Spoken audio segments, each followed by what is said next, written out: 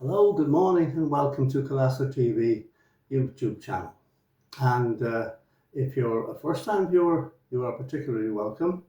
And if you are a regular viewer, then you will know that for many years that Father John Durkin has been conducting a series of interviews here, interviewing people of the parish and our community.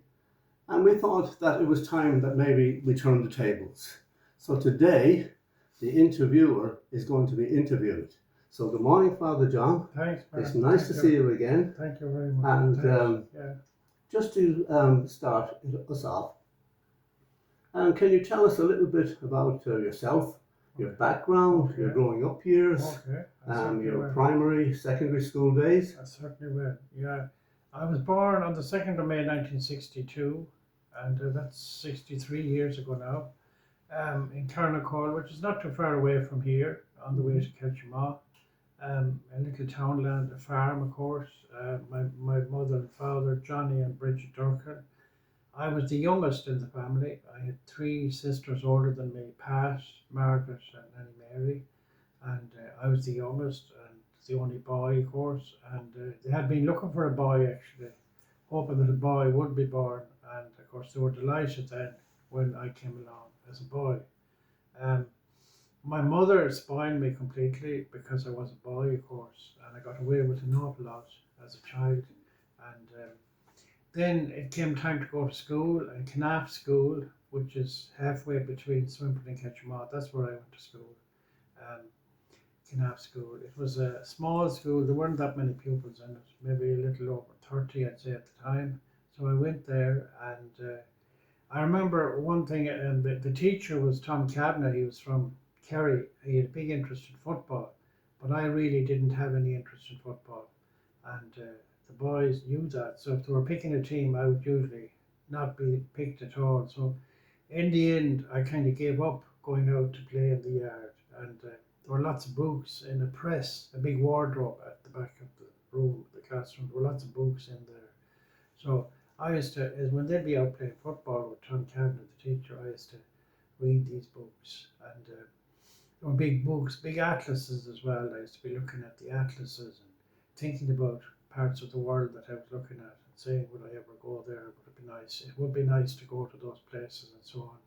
I read a lot of the books. Some of them were kind of advanced, really, and I wasn't able to follow what was in the books, but I used to read them anyway. Some of them had stories which were good, stories about Finn McCool and Cuchulainn and all that kind of stuff. So I read a lot in those years, and I became a bibliophile, a lover of books. So I read a lot, and I liked reading, and I would read at any opportunity that I got. And I always remember during haymaking time, I would read when the hay would be coming in. I would read while they would be gone with the cart of hay to the shed. I would have a book and I would read it, and then when they come back again, we'd fill the cart again. So in between times, whatever farming task we were doing, I would bring a book with me.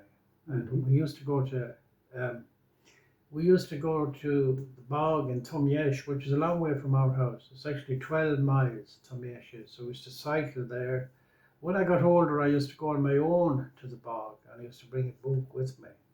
And I would do a bit of work, obviously, but then I'd sit down if it was dry, if the ground was dry and the weather was suitable, I'd sit down and read a bit as well. And I brought that great love of books right through my life, up until now. And it was a help to me, I suppose, the reading I had done has always stuck to me in a big way. And in school, Tom Kavanagh liked Irish as well, because he was from Dingle. He was from Dingle in County Kerry. Of course, book reading is a tremendous form of self-education. Absolutely, yeah. And the thing is, I didn't realise this at the time, but good teachers, if they're good teachers, I think not only will they help someone to learn and actually teach people, but they will give a love of learning as well. And at some stage, because of teachers I had, I think I got a love of learning. So to learn things on my own at this stage, just to self-learning, self-educating yourself. And anyone can do that, just to say that to the ones watching. Anyone can do that, and right up until you're in your old age, you can still learn. And people do courses nowadays, they're encouraged to do that. So that was my my primary school, I remember Tom Kavanagh was good because he used to bring us, who lived the furthest away from the school, he used to actually bring us in his car every morning to school and home again in the evening. I remember the last day in school, the last day in primary school, my mother had me told that I had to thank him. I remember thanking him when we got the end of my road and I was leaving his car. I remember thanking him for bringing us, because I was the last in the family. So I was the last one he was actually bringing. It used to be just me and him in the car. Those were the days before child safeguarding became a big thing. But he used to bring me in his car home and to school. And of course, when I finished, he had no one else to bring then. He probably went to school on his own after that. I never really saw much of him then after that, after I left primary school, until I became a priest. I remember my first Mass in Midfield, he was there. And the poor man, in the meantime, had fallen down the stairs in Swinford. Yes. And he was on a wheelchair. And I was there to give him my first blessing, which I was glad to give because he had done so much for me. So that was primary school. I had a few good friends in primary school as well, but there weren't many in the school, as I say. There were only 4 or 5 in my class. And then I went to secondary school. Secondary school in Swinford, the college as it was called. It was, I suppose, that the technical term for Swinford School was a diocesan day school or a diocesan college. So that meant that it was run by priests. And I think you went there yourself, Martin, as well. So Father Leonard was the principal, who later came here to Kildare as a parish priest. And then there was Father Finan, who you would remember as well. From Sligo. Sligo man, taught Latin, and I got on well with him, but there was nobody else in the school really had any interest in Latin apart from me, I would say. And maybe 1 or 2 others, but very few had any interest in Latin. I remember when I was doing it for the Leaving Cert, there was really only myself in that class and a boy from Kildare here, John Hanley, who was repeating the Leaving Cert and he used to come into the class as well.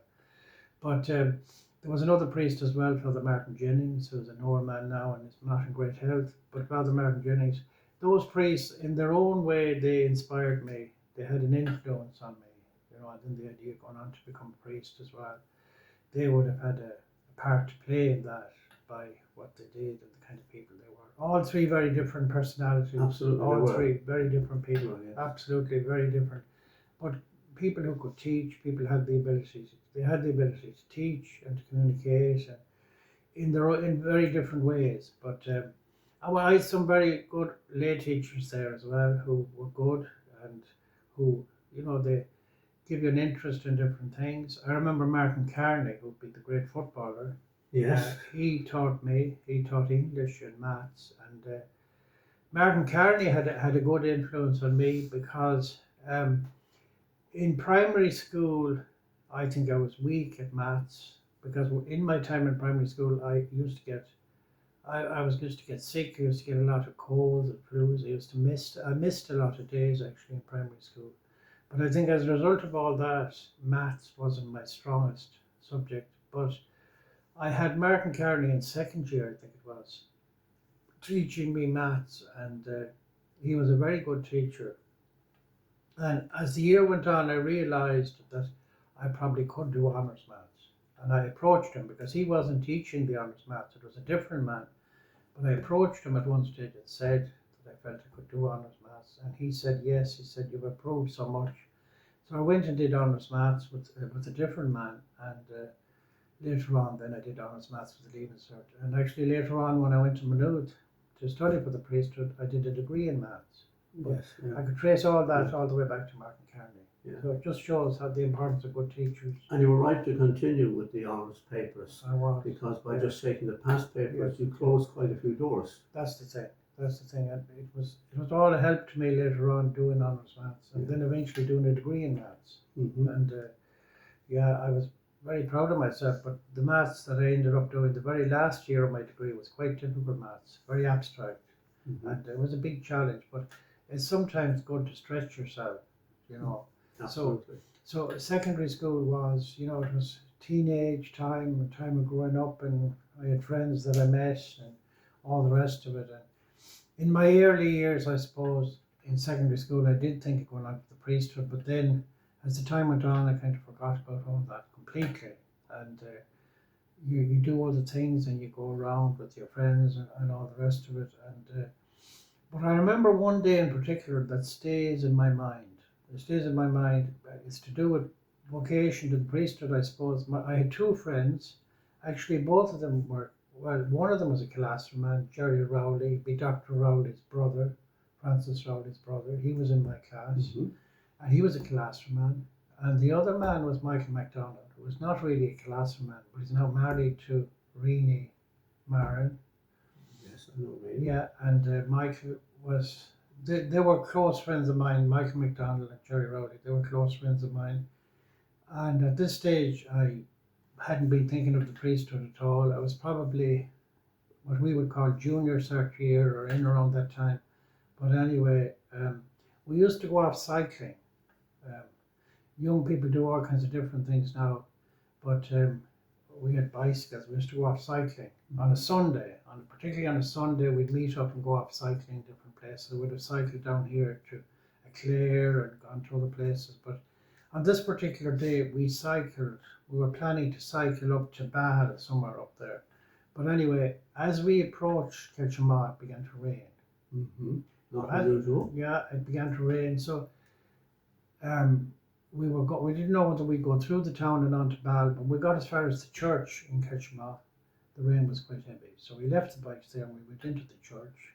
And that's a long time ago now, but whatever, we prayed in there because there was nothing else to do, I suppose, to say a prayer or whatever. And something came to me about the priesthood in there. Whatever it was, something kind of flashback, whatever, but something came anyway. I suppose God spoke to me in some way in there.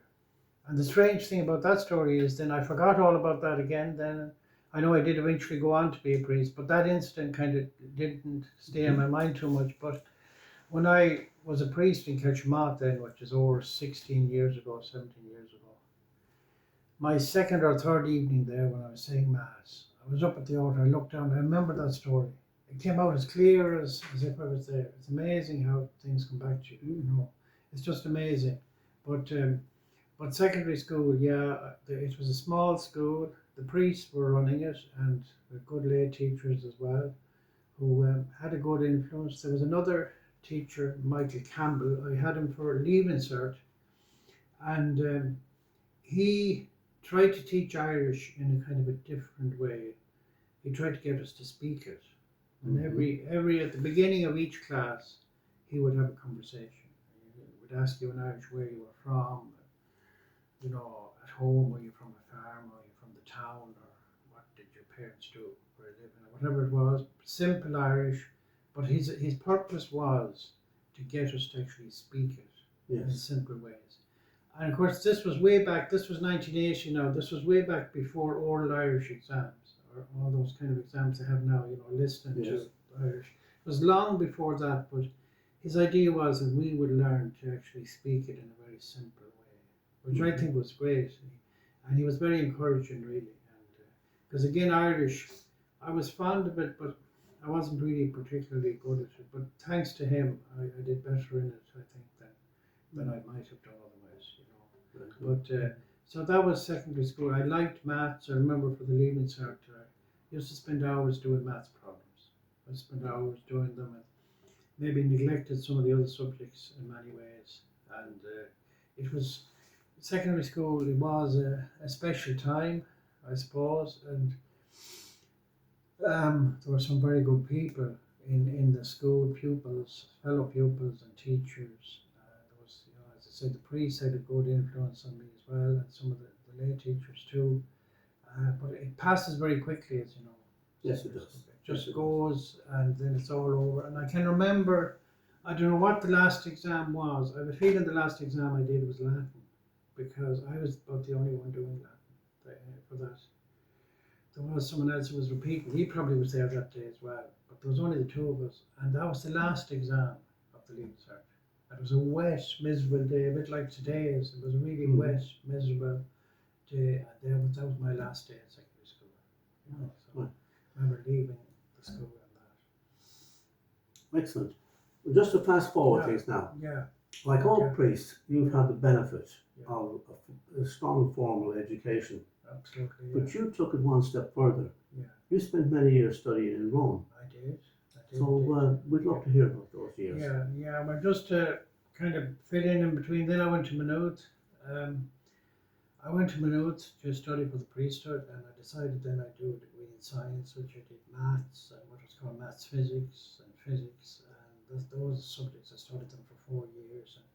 But we were living as seminarians, so in other words, we were living there, and there were priests who were helping us, formation directors they call them now. They were helping us and all that, and we used to say the breviary, say the morning prayer and evening prayers, and attend mass and all that kind of thing. And my first experience in Maynooth was a peculiar one because there were priests there on the staff in Maynooth teaching theology and other subjects and that, and they used to say mass every day, and the young seminarians would serve the mass. That was the thing. It was kind of a duty. You might be on for a week serving masses for these older priests who'd be doing mass in the morning. But it was an unusual experience for me because I had never served mass in my life. I'd say I was the only one in my own class who had never served a mass as a young fella at all. Because Canap School, where the primary school is where people learn to serve mass, but Canap School never had any tradition of having people serving mass in Swinford or Midfield or anything. So I had never served mass. And I remember the director of formation couldn't actually believe that. He thought I was telling a lie. He didn't believe that I'd never served mass. And he was convinced I was telling a lie, I'm sure of it. But I told him, I said, no, I said, honestly. And I said, you can talk to the priest at home in Swinford if you want. But I'd never served mass. So someone had to come with me and show me how to serve mass. And I was 18 or 19 at this stage. I was over 18. But anyway, that was, but yeah, Maynooth was, it was a good experience. It was, for me, it was a bit unnerving as well because Maynooth was near Dublin and there were a lot of students. There were quite a few seminarians in Maynooth at the time, and there were other lay students. So it could have been over 3,000 or 4,000 students altogether. And for me, coming from here, in a small place like Swinford, that was kind of overwhelming. Yeah. So I went on then, as you say, after theology, I went on and discovered when I was doing theology that I had a flair for languages. And we used to study Greek and Hebrew as part of theology in order to be able to study the Bible, but it wasn't an important subject really. And again, like Latin that I mentioned in secondary school, the seminarians, there was only one other seminarian who had any interest in Greek and Hebrew. The others had to do it for a term or whatever it was, but of course had no interest in it whatsoever. And some of them weren't good at it either, and they scraped through. But the difference with me was that I actually liked it. I liked the Greek and I liked the Hebrew. And there was this other friend of mine who also did. We were the only two who had any interest in it. And when it came to leaving Maynooth and becoming a priest, towards the end of my time, the bishop realised that I was good at Hebrew and Greek. And he said, well, he'd send me to Rome to study in what's called the Biblical Institute. To study the Bible. It's all done. You do it through the Greek and the Hebrew. And so Rome then was another huge, big experience for me. An incredible experience. Imagine a big international city and me from here, from a real rural part of Ireland. It was so, it was a big challenge. It's a serious culture shock, isn't it? It is. And it took me a while to get used to it. Now, I was cushioned in a sense there because we lived in the Irish College, which is a dwelling. It's a residence. You don't do your university studies in the college. I attended what was called the Gregorian University, the Biblical Institute, a big university. But all those seminarians and priests and people who were studying in those universities, they had a residence. There was the Irish College, the English College, the Scots College, the Brazilian College, the Portuguese College. There were colleges for every nationality, you could say, and they were residences where those seminarians lived, and certain priests were doing postgrad. So my first year in Rome, I was still a seminarian. I was a deacon at that stage. So I was there doing Greek and Hebrew, and then I got ordained, came back here to Swinford to be ordained, then went to Rome again. Now I was a priest, I was a postgrad, I was doing postgraduate studies, an IMA, you could call it, in the Bible. And I was so lucky then as well because Bishop Flynn, God be good to him, God rest him, he's dead now. He sent me to Jerusalem to actually do biblical archaeology as part of the other group, some of the group that went.